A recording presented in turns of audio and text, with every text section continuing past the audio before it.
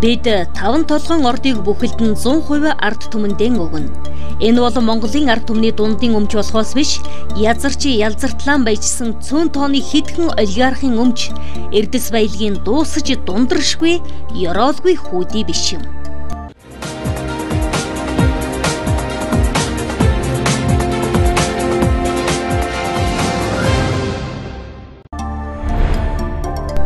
Бид оюу толгойн Монголын талын эзэмших хувь хэмжээг 51-ээс доошгүй хувьд хүргэнэ. Монголд гадаадын хөрөнгө оруулалт гарцаагүй хэрэгтэй ч Монгол ардын хувьсгалт нам түүнийг хөхүүлэн дэмжиж байдаг ч улс орны гол баялагийг цөөн хэдэн хүний үзмжээр монголчуудад ашиггүйгээр шийдвэрлэхийг хизээч зөвшөөрөхгүй. Монголын баялагийг Монголын ард түмний зөвшөөрлгүйгээр дур мэдэн өрн таран хийж болохгүй.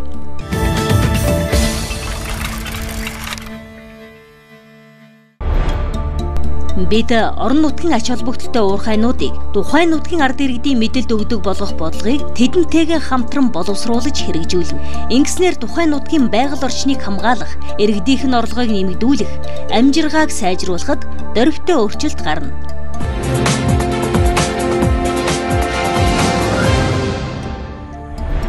Монгол ардын хувьсгалт намын татварын дарамт зээлийн хүүг бууруулна. Дарамтгүй бизнес хөтөлбөрийг хэрэгжүүлж, өнөөдрийн тендерийн эмх замраагүй байдал, элдвийн луур булхайг зэгцэлнэ.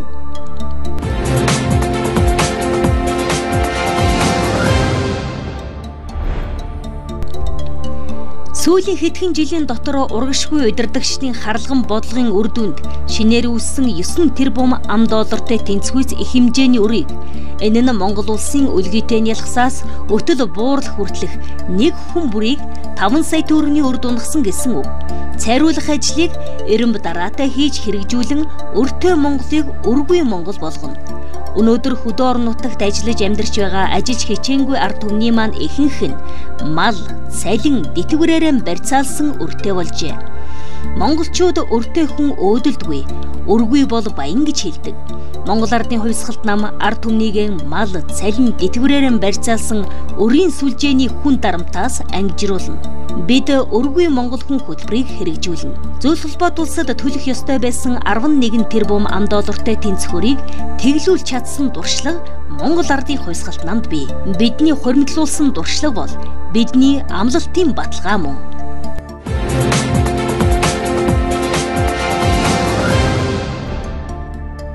Бид орон сууцны үнийг бууруулж, хямд үн өртөг бүхий орон сууц шинээр барьж, өрх бүрийг байртай болгох их ажлыг богино хугацаанд хэрэгжүүлнэ. Бага дунд орлоготой иргэдэд зориулсан төрийн орон сууцны сан байгуулна. Өөрийн гэсэн орон сууцны байргүй өрх бүрийг дунджаар 60 квадрат метр талбай бүхий орон сууцны байртай болгохын төлөө ажиллана. Энэ ажлыг хэрэгжүүлэхдээ шинэ гэр бүлийг дэмжих бодлоготой уялдуулна. Гэхдээ энэхүү зорилтыг Улаанбаатар хотод байшин барилга шинээр барихын хамт хөдөө орон нутгийн ард иргэдийн ажиллаж амьдарч байгаа газар, төрж өссөн нутаг усанд нь ойрхон төв суурин газрыг хот төлөвлөлтийн бодлогоор хөгжүүлэхтэй уялдуулан шийдвэрлэж, хэд төвлөрлийг сааруулна.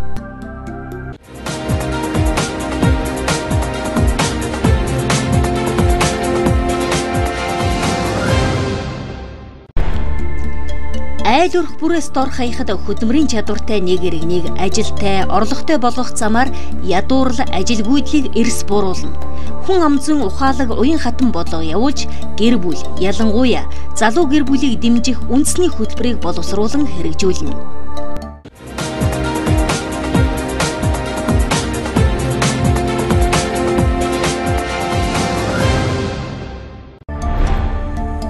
Мал аж ахуйн гаралтай түүхийн эдийн үнийг огцон уналтаас хамгаална. Хоршоологчдыг бүх талаар хөхүүлэн дэмжинэ. Малыг эрүүлжүүлэх үндэсний хөтөлбөр хэрэгжүүлж, малчтын маань хөдөлмөрийн үр шим болсон мал аж ахуйн гаралтай түүхийн эдийн чанарыг сайжруулж, экспортыг нь өсгөх замаар малчтын орлогыг мэдэгдэхүйц нэмэгдүүлнэ.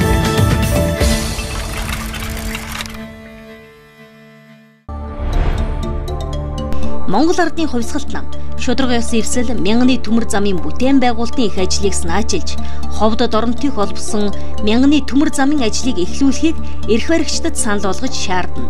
Бидэнд мянганы замыг амжилттай хэрэгжүүлсэн туршлага бий. Мянганы замыг хэрэгжүүлсэн туршлага мянганы төмөр зам төслийг хэрэгжүүлэх баталгаа мөн. Алс холын аймагуудаас Улаанбаатар руу, Улаанбаатараас холын аймагуд руу хүн тээвэрлэх, ачаа бараа хүргэх асуудал амар хялбар болно. Мянганы төмөр замыг дагаж хөгжил дэвшилэрнэ. Хөдөө орон нутаг цэцэглэн хөгжинэ. Хөдөөд юмны үн буурна, ажлын байр бий болно, ядуурл багасна.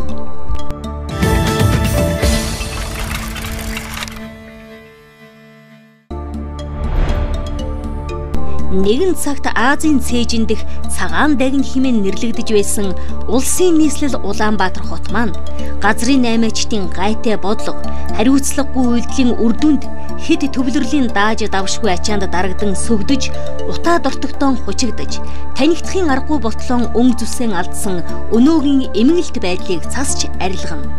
Дунд болон ойрын хугацаанд хэрэгжих зөв бодлого боловсруулан ажил хэрэг болгож, эмх замбраагүй бөөгнөрл болсон нийслэл хотон хог шороо утаа дортогноос нь салгана, зүлэгжүүлэн ногооруулна, өнг зүсийн сэргээж цэвэр цэмцгэр хот болгоно.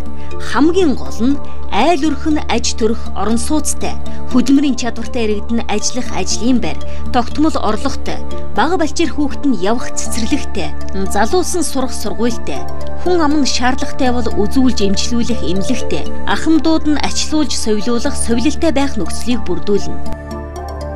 Хуулиар далайлгсан хүчирхийлэл, хууль хяналтынхны занл хийлэл, хараат шүүхийн хууль бус шийдвэрийн сүрдүүлгээс ард иргэдэн хамгаалж, Монголд хэлмэгдүүлэлтийг таслан зогсооно. Монгол Ардын Уйсгалт нам шүүх засаглалыг өнөөгийн ичгүүртэй хараат байдлаас гаргаж, жинхэнэ хараат бус байх ёстой утгаар нь төлөвшүүлэн хөгжүүлж, иргэддээ дэгш үйлчилдэг болгоно. Өнгөрсөн зууны 30-аад онд Монголын айл өрх бүрийг дайрч өнгөрсөн аимшигт хэлмэгдүүлэлтийг улс төрийн өшөө хонзон авах замаар амилуулан сэргээхийг санаархаж байгаа. Өнөөгийн зарим албан тушаалтны увайгүй үйлдэлийг эрс шийдвэртэй илчлэн яцаана. Монгол Ардын Уйсгалт нам шударга ариун ёсыг эрхэмлэн дээдлэгч, Монголын ард түмэнтэйгэн хэлмэгдүүлэлт, Монголд дахин битгий давтагдаасаа гэж хүсэж байгаа хүн бүртэй хамтран ажиллаж, тууштай тэмцэл өрнүүлнэ.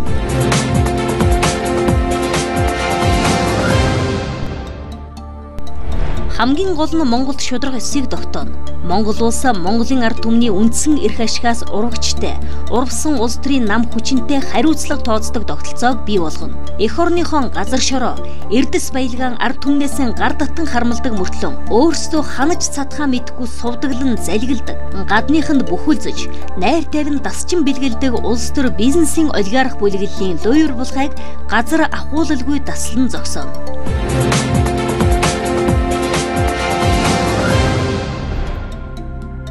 Авилга хээл хахуулгүй, элдвийн зүй бус дарамт шахалтгүй, эрх чөлөөтэй эх орондон шударга ёсонд тулгуурласан, эв нэгдлийн эрхэмлэн сахидаг, ард түмнийхээ төлөө чин сэтгэлээр туйлбартай зүтгэх нь бидний эрхэм дээд зорилго мөн буюу.